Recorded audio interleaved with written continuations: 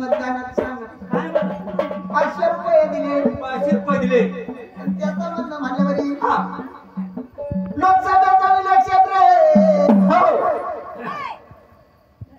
लोकसभेचं इलेक्शन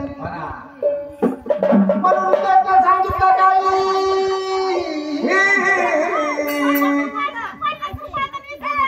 राजा भाऊ म्हणल्यावरी राजा भाऊ खासदार होणार. होणार म्हणजे होणार. म्हणून निलेश भाऊने सांगितलं येऊन येऊन येणार कोण. राजा भाऊ शिवाय कोण.